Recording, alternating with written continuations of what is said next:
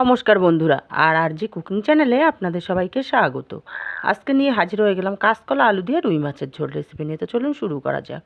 এখানে আমি 500 গ্রাম রুই মাছ কেটে ধুয়ে পরিষ্কার করে জল ঝরিয়ে নিয়ে হাফ চামচ হলুদ, হাফ চামচ লবণ আর 1 চিট লেবুর টুকরো নিয়েছি, চিপে দিয়ে দিলাম।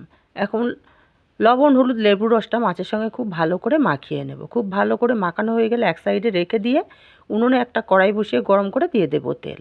তেলটা গরম হয়ে গেলে সামান্য একটু লবণ দিয়ে তেলটাকে কড়ার গায়ে ভালো করে ছড়িয়ে দেব।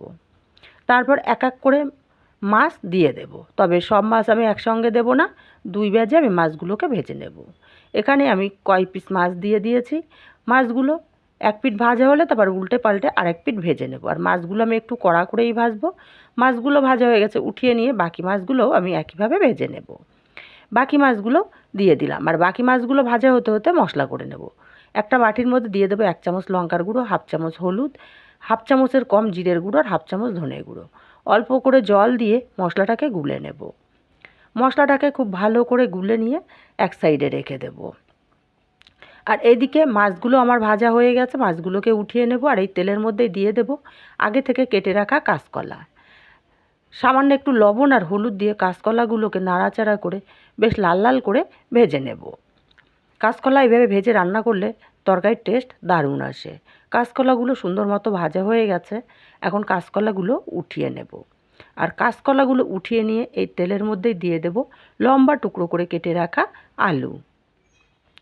আলুগুলোকে দিয়ে সামান্য একটু লবণ দিয়ে আলুগুলোকেও নাড়াচাড়া করে বেশ লাল লাল করে আলুগুলো ভেজে নিয়েছি। এখন আলুগুলো উঠিয়ে নেব তেল ঝরিয়ে। বন্ধুরা, রেসিপিটা ভালো লাগলে একটা লাইক দিতে ভুলবেন না, আর কাছের আত্মীয়স্বজন বন্ধুবান্ধবের কাছে শেয়ার করতে ভুলবেন না।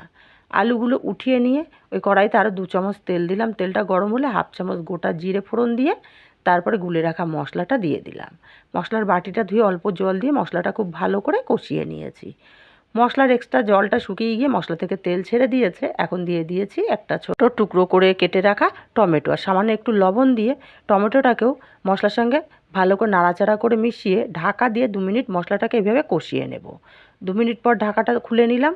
মশলা থেকে তেল ছেড়ে দিয়েছে, টমেটোটাও অনেকটাই নরম হয়ে গেছে, মশলাটা খুব সুন্দর মতো কষানো হয়ে গেছে। এই পর্যায়ে দিয়ে দেবো ভেজে রাখা আলু আর স্বাদ মতো লবণ। এখন আলুটাকে মশলার সাথে আরও মিনিট 2 সময় নিয়ে কষিয়ে নিতে হবে। মিনিট 2 সময় নিয়ে আলুটা কষিয়ে নেওয়ার পর ভেজে রাখা কাঁচকলাগুলো দিয়ে দিলাম। কাঁচকলাগুলোকে দিয়ে আরও মিনিট খানিক সময় নিয়ে কষিয়ে নিয়েছি। যখন খুব ভালো মতো কষানো হয়ে যাবে তখন দিয়ে দেব এখানে পরিমাণ মতো জল।